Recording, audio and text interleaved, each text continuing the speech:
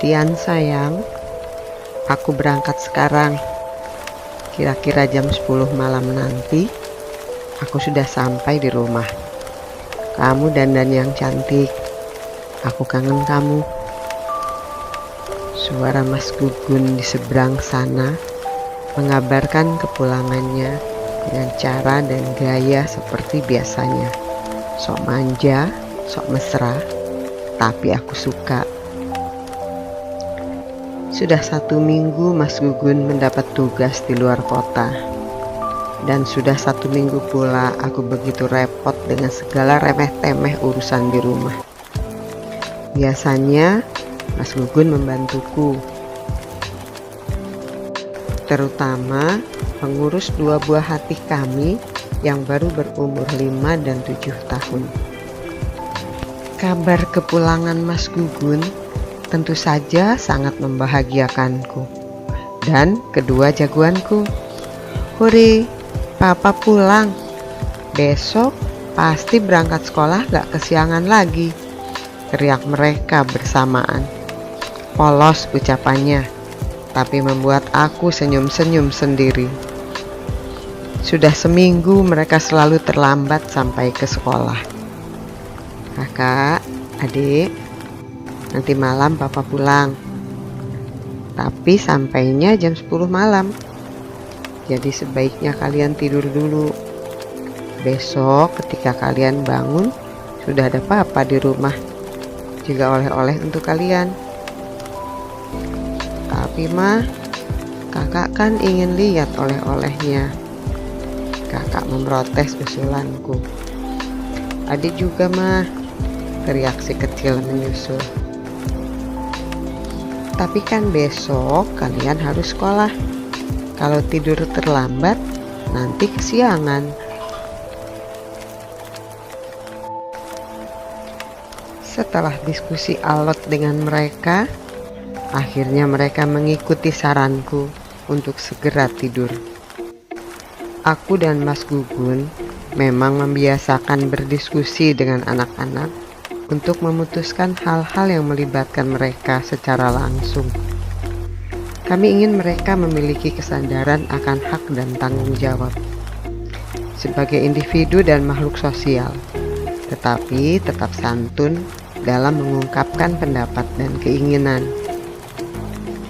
Setelah anak-anak tidur, tinggal aku sendiri menantikan kedatangan Mas Gugun. Aku pun mulai bersiap-siap menyambutnya. Gayaku memilih-milih baju sudah seperti ABG yang mau diapelin pacar. Baju-bajuku berantakan di atas tempat tidur. Sampai akhirnya kupilih gaun biru kesayanganku. Hadiah ulang tahun terakhir dari Mas Gugun. Aku masih ingat Mas Gugun bilang, aku nampak fresh dengan baju warna biru.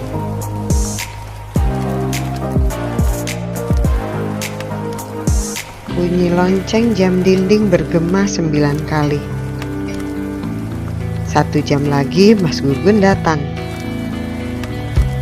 Tapi tiba-tiba terdengar suara ketukan di pintu. Aku meluncur menuju suara ketukan. Sebelum membuka pintu, kusibahkan kain gorden jendela sedikit, mengintip siapa yang berada di luar. Mas Gugun memintaku untuk selalu melakukan itu. Khawatir ada orang jahat, katanya. Aha, ternyata Mas Gugunku datang lebih awal. Segera saja aku buka pintu dan menghambur ke pelukannya. Tubuh Mas Gugun dingin. Udara AC di kendaraan yang mengantarnya ke rumah masih melekat di tubuhnya.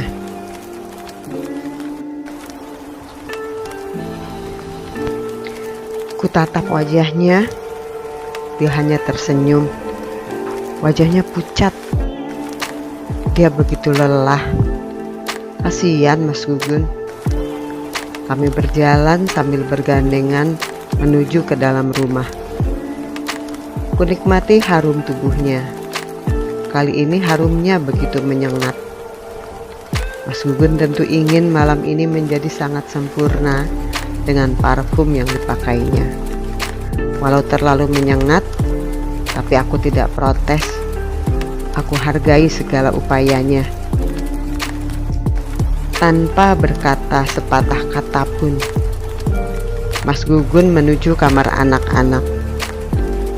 Aku mengikutinya dari belakang. Diciumnya kening kedua buah hati kami yang tengah lelap dalam tidurnya.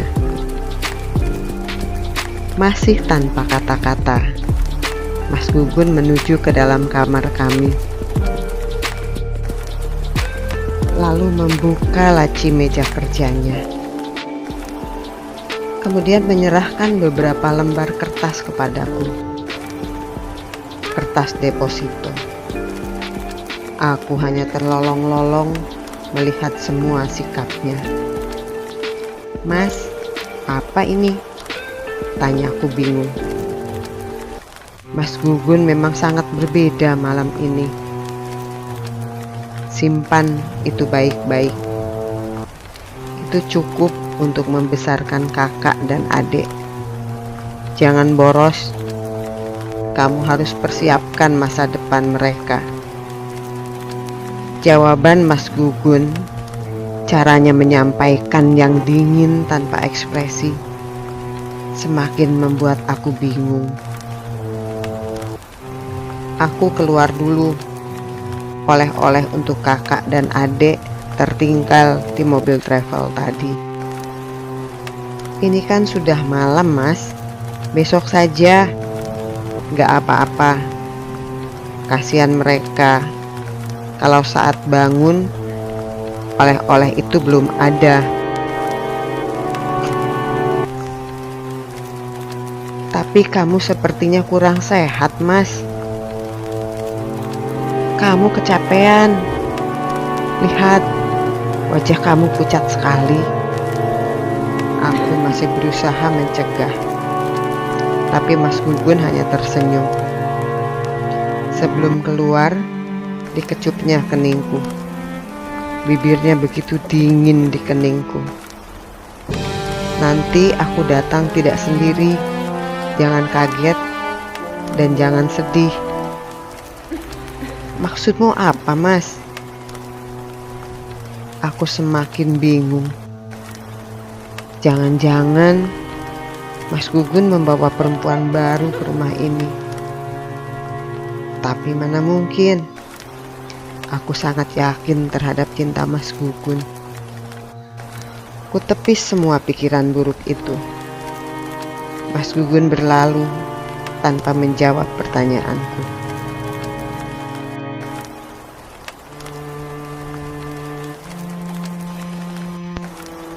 Aku masuk kembali ke dalam rumah dengan segala kebingunganku.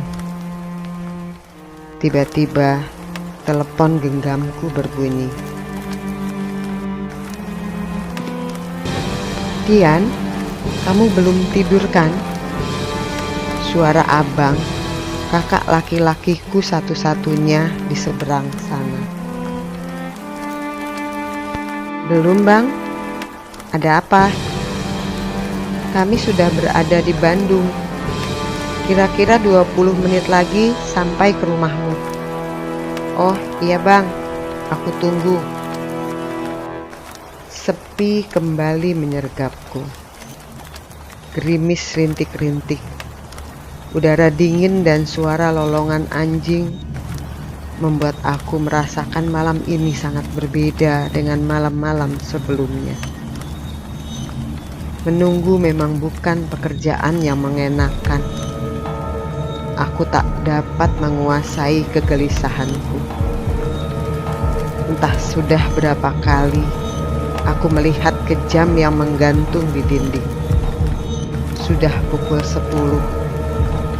Mas Gugun juga belum datang. Suara gaduh di luar rumah mengagetkanku. Aku berlari keluar memastikan siapa yang datang.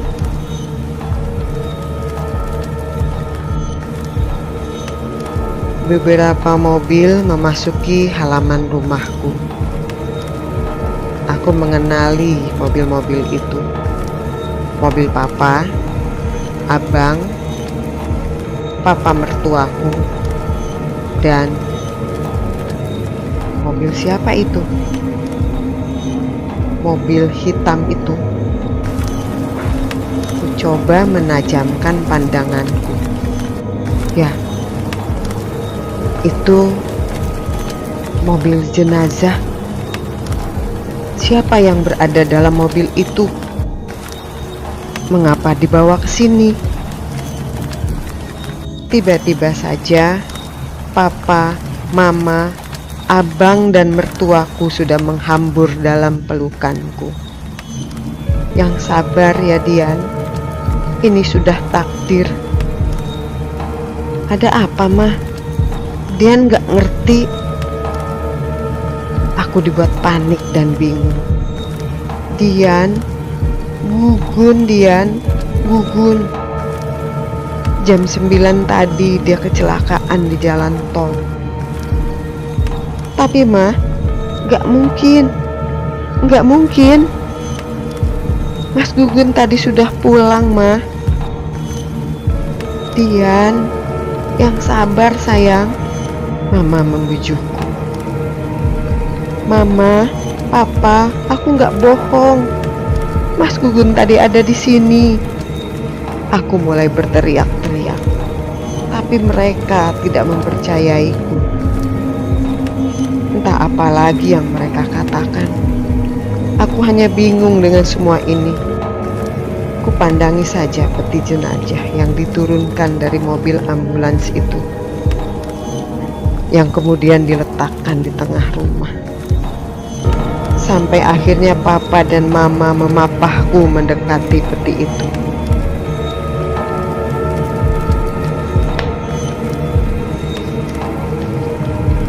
Dalam peti itu, tubuh Mas Gugun terbujur kaku. Wajahnya pucat dan aroma wewangian. Ya, aroma itu yang tadi tercium olehku saat